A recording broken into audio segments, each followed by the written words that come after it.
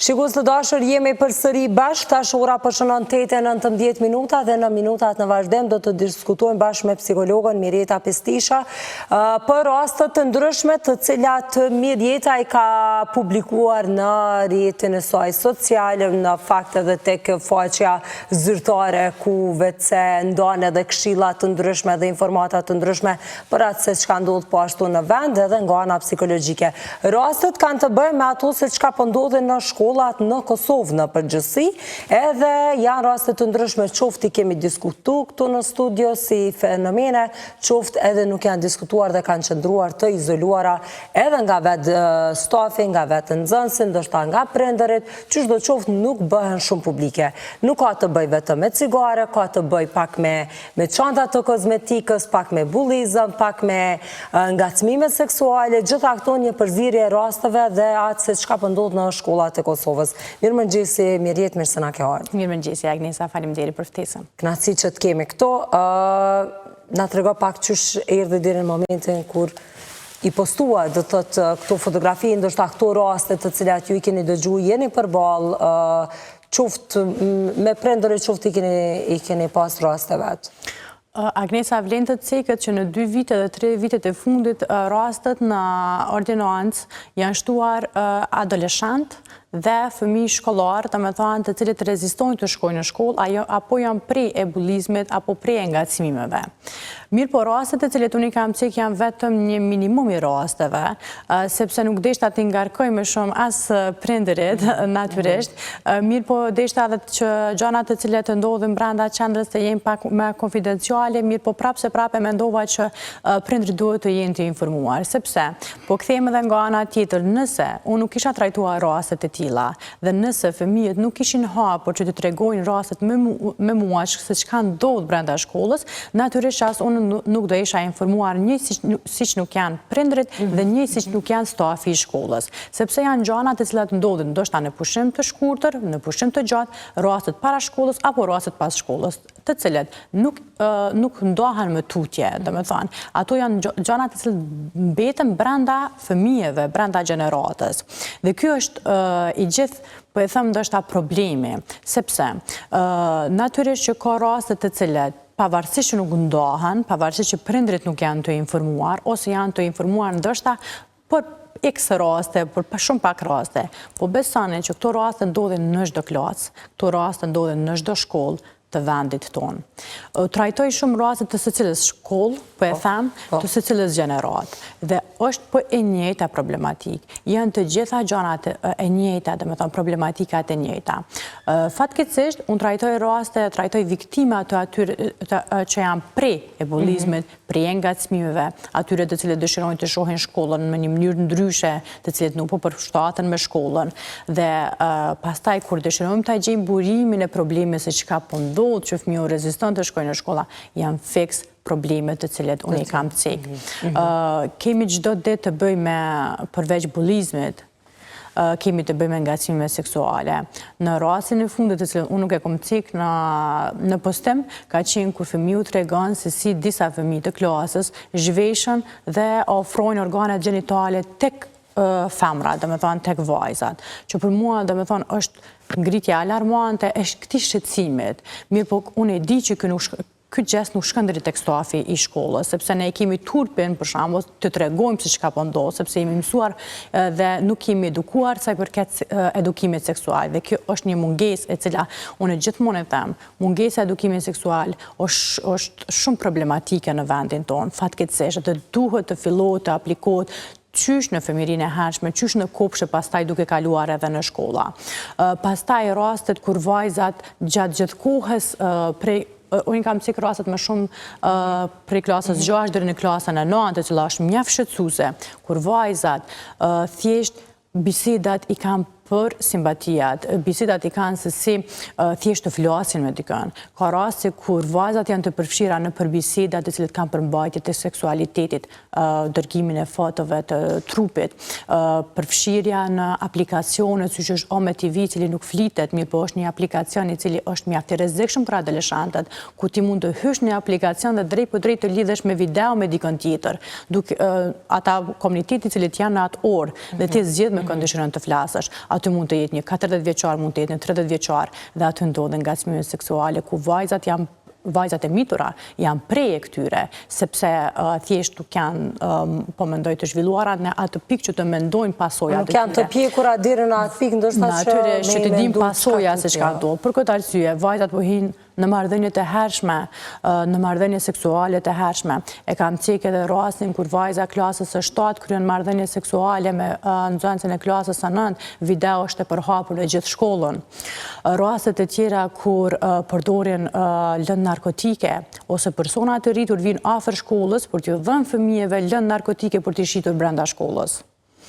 Mos flasim për rastet kur fëmijët kanë në çanta përveç kozmetikës të cilën në kanë cekur, ka raste kur kanë edhe mjetët e ftofta, ka raste kur fëmijët është një fëmijë i cili ndoshta po e them është më i urpër nga natyra dhe është prej e bullizmit. Unë kam pa video se si e gjithë klasa e marrin një fëmijë dhe ushtojnë të gjithë dhunë tek ai fëmijë dhe bëhet video dhe video shpërndohet në gjithë shkollën. Ka XX raste të cilat për mu janë mjaft shqetësuese. Për mu janë mjaft shqetësuese sepse thjesht nuk kemi nevojë Agnesa të mendojmë se kush e ka fajin këtu. Sepse edhe në rrjetet, edhe në postimin të cilin unë e vendosa, do me thanë, faji gjuhet prej një personi në personin tjetër. Prind, shkollë, profesionalist, prind, shkollë, profesionalist. Mirë po, faji thjesht për derisa fëmijët neve na shohin se si faji po gjuhet prej një vendit në vendin tjetër, ata nuk e shohin as pak serioze tema se çka po ndodhin. Problemet nuk janë sot. Problemet janë mbjellur që shumë vite më parë. Nuk është faji i prindërimit të sotëm. Mirë po, kemi mungesë të vedisimit, kemi mungesë ndoshta, po e them që prindërit janë në një pikë ku nuk po e dinë se çfarë prindërimi të aplikojnë. Të jenë shumë bikqyrës, apo të jenë neglizhant. Tjetra, ne sot po prindrojmë fëmijë të cilët prindërit e tyre nuk i kanë emocionalisht atë. Ne mund të jemi fizikisht, po emocionalisht nuk jemi. Qa do të thotë kjo, qysh mundeme me qenë edhe emocionalisht? Nuk kemi lidhje të shëndosh me fëmijët, nuk kemi komunikim të shëndosh me fëmijët, nuk kalojmë kohë produktive me fëmijët tonë. Do me thonë, mund të jemi fizikisht, ne në telefon, fëmijët në telefon dhe kaq.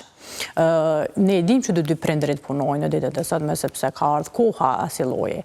Mirë po, kohën të cilën po e kalojmë me fëmijë, edhe nëse jemi në familje, prapë nuk është kohë produktive. Fëmiu nuk ndihet i kuptuar, fëmiu nuk ndihet i plotësuar, fëmiu nuk ndjen një lidhje emocionale me prindin. Prindi mendon që fajin duhet ta ketë shkolla, ka psikolog të shkollës dhe shkolla tash duhet të merret me raste të tilla. Psikologët e gjuajnë fajin tek dikush tjetër, mësimdhënësit tek dikush tjetër dhe kështu është e gjithë loja brenda shkollës. A është kjo arsyeja pse ndoshta adoleshentët në këtë rast ose të rinjt e kësaj moshe nuk tregojnë, nuk i flasin hapër këto? Ndoshta ju e theksuat edhe më herët turpi, nuk shkojnë ndoshta as te mësimdhënësit, as tek pjesa tjetër e institucionit, e aq më pak edhe te prindërit. Adoleshentët dhe para adoleshenca është një fazë kur fëmijët thjesht ruhen aq mjaftueshëm që këto probleme të paktën në shtëpi të mos i dërgojnë. Ndoshta është një pjesë e vogël e fëmijëve të cilët i tregojnë këto raste edhe në shtëpi, mirë po një pjesë e madhe nuk i tregojnë. E para sa i përket ngacmimeve seksuale, po shumë e vërtetë, për shkak të turpit sepse ne i rrisim ende fëmijët që është turp të flasim se kush ngacmon, ku të prek, se çka është, cilat janë kufit e shëndetshëm personal të trupit dhe kur flasim për anën e edukimit seksual, të cilën unë gjithmonë munduhem t'i vëni tekst të veçantë se sa e rëndësishme është që të ndërprehet abuzimi seksual, të ndërprehen ngacmime seksuale, të ndërprehen dhunimet, pedofilitë të ditëve të fundit të cilat ne i kemi parë, ku profesorët, drejtorët ngacmojnë të miturit. Domethënë të gjitha problemet të edukimit seksual. Dhe kur ne profesionalistët flasim për edukimin seksual, ne keq kuptohemi, ne degradohemi me komente të ndryshme, se mendojnë që edukimi seksual është akti seksual. Mirë po, edukimi seksual ka të bëjë me njohjen e trupit, ka të bëjë me njohjen e ndjenjave dhe emocioneve, ka ka të bëjë me vendosjen e kufive personal të vetës sonë, respektin për vetën tonë, respektin për të tjerët. Nëse ne punojmë mjaftueshëm në këtë drejtim të edukimit, ngacmimet seksuale kanë me qenë shumë të vogla, dhunimet seksuale kanë me qenë shumë të vogla, hyrja në marrëdhënie të hershme me partner kanë me qenë më të zbeta, hyrja në marrëdhënie seksuale kanë me qenë më të zbeta, shallëzanit e parakoshme kanë me qenë shumë të zbeta. Dhe ne ende nuk i kushtojmë rëndësi, ne ende e shumë si turp pjesën e edukimit seksual. Dhe për këtë arsye, vajzat, qoftë edhe djemt, mund të jenë prej abuzimit seksual, në disa raste mund të mos e dinë që ajo është akt i ngacmimeve seksuale. Dhe aq më turp të ndojmë me dikën tjetër. Në shtëpi vjen turp të ndojmë me prindrit, në shkollë vjen turp të ndojmë me stafin e shkollës. Këtu janë disa problematika të cilet po ndodhen në ditët e sotme, dhe unë mendoj që edhe institucionet e kanë rolin e vet, të cilët duhet të punojnë mjaftueshëm shumë trajnime të pafundit të prindërve për edukim, qoftë edukim seksual, qoftë edukim... Është larguar kjo pjesa e edukimit seksual apo jo në shkolla? Nuk ka qenë asnjëherë. Kjo pjesa e një libri që është bërë e madhe për njohjen e trupit që u keq kuptua fillimisht, por që me sa e ditash nuk diskutohet më dhe nuk flitet për këtë pjesë. Ato e kom pa pak, ato të cilët kanë qenë të bësura në rrjetet sociale Agnesa, mirë po nuk është ajo e cila ka qenë në atë libër. Nuk është ajo e cila ka qenë në atë libër. Edukimi seksual fillon, unë mendoj që duhet të aplikohet qysh në fëmijërinë e hershme, sepse edukimi seksual mbaron në 12 vjeçar. Domethënë, nuk fillon aty mbaron. Domethënë, nuk domethënë edukimi seksual atëherë kur e shohim me sy se fëmiu rritet.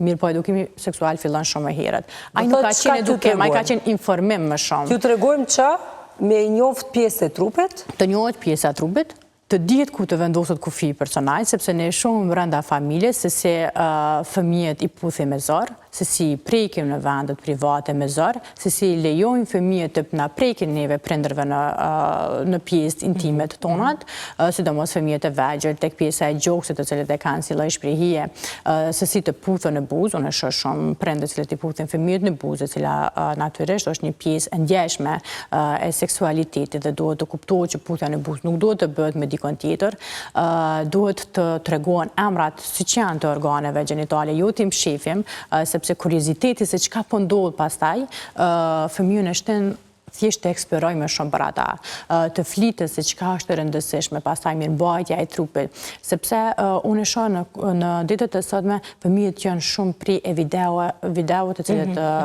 është më shumë e shfaqur seksualiteti ose tek pjesa kur janë pjesë e pornografisë. Shumë të rinj. Sepse janë kurios, janë kurios, sepse nuk është flitur asnjëherë, domethënë janë kurios. Unë e di që në ditët e sotme edhe prindërit më tregojnë se kalohen kapitujt në klasë kur kanë të bëjnë me edukimin, domethënë të trupit, kalohet ai kapitull, dal në kapitullin tjetër dhe natyrisht që fëmijët janë kurios. Që s'po bëhet veç tash, është bërë çdo herë dhe vazhdon. Është bërë çdo herë, mirë po tash jemi në një fazë tjetër.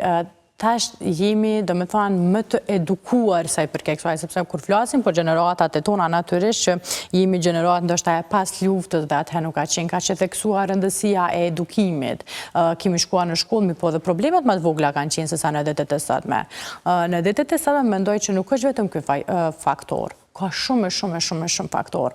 Institucionet duhet të bëjnë sa më shumë trajnim të stafit akademik, sa më shumë trajnime për prindërit, për çdo lloj të edukimit, lidhjen emocionale si ta krijojmë me fëmijë, si të jemi produktiv gjatë kohës kur qëndrojmë me fëmijë, si fëmijët të ndjehen të lirë të flasin me prindërit, si prindërit i menaxhojnë problemet e fëmijëve, si fëmijët të menaxhojnë pastaj pjesën emocionale dhe shpërthimet emocionale. Ky është një problem i cili vije deri tek përleshjet në ditët e sotme, deri tek therrja që kishte ndodhur dje me gjas në një shkollë të Istokut. Fëmijët të përfshirë të rinj. Të rinj të miturit. Fëmijët nuk dinë të menaxhojnë mjaftueshëm emocionet e tyre. Jemi duke i rritur fëmijët me nxitim aq të madh. Jemi duke i rritur me kritika, me krahasime. Fëmijët janë pjesë e rrjeteve sociale, të cilët aty po i bojnë edhe krahasimet vetën e tyre me jetën të cilën po e shohin nëpër TikTok apo në rrjetet e tjera sociale. Janë prerë shumë video të cilët nuk janë për moshën e tyre. Kontrolli i prindërve nuk është i mjaftueshëm. Po dhe nëse është i mjaftueshëm, pra fëmijët po gjejnë mënyra të ndryshme për të ardhur deri tek caku të cilën e dëshirojnë. Pse? Pse dëshirojnë të jenë pjesë e grupit. Dhe përderisa shumica e klasës janë ndryshe, për të përfshirë në atë grup, pjesa tjetër bëjnë gjithçka, po e tham, që të jenë domethënë në kohën moderne me ata fëmijë. Sa është e rëndësishme me i trajtu këto raste, sepse çka në qoftë se nuk po trajtohen, qoftë edhe kur je viktim, qoftë edhe kur po i bën këto vepra. Çka ndodh tutje kur e kalojnë edhe një moshë të caktuar? Unë mendoj që shumë më lehtë dhe shumë më pak financiarisht na kushton edukimi i prindërve, sesa pastaj mos edukimi i prindërve, mirë po trajtimi i këtyre rasteve. Ne duhet të fokusohemi në vetëdijsimin e prindërve, në edukimin e prindërve, sepse ai prind i cili është prindi një fëmijë është edhe mësimdhënës. Domethënë se ne trajtojmë mjaftueshëm prind, ne jemi duke trajtuar mjaftueshëm një brez të ri, i cili ai prind është duke e rritur.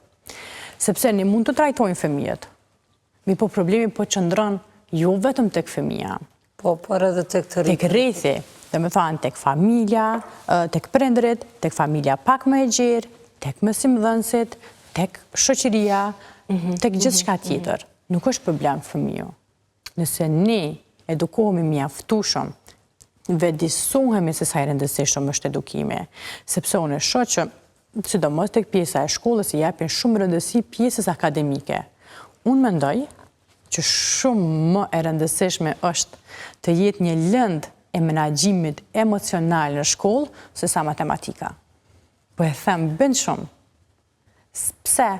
Sepse fëmijët menaxhimi emocional i duhet gjatë gjithë jetës.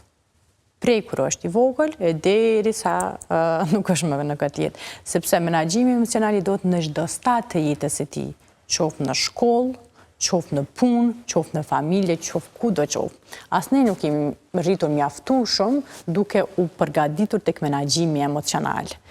Apo i rritëm sot fëmijët duke munduar t'ja bllokojmë emocionet, po i rrisim. Këta fëmijë në një të ardhme nuk do dinë t'i menaxhojnë emocionet e veta dhe do jenë prej e problemeve, do jenë prej ndoshta e përdorimit të cigareve, e përdorimit të lëndëve narkotike, sepse nuk dinë vetë kontroll për veten e tyre dhe do jenë ndoshta prej edhe akteve seksuale, edhe ngacmimeve seksuale.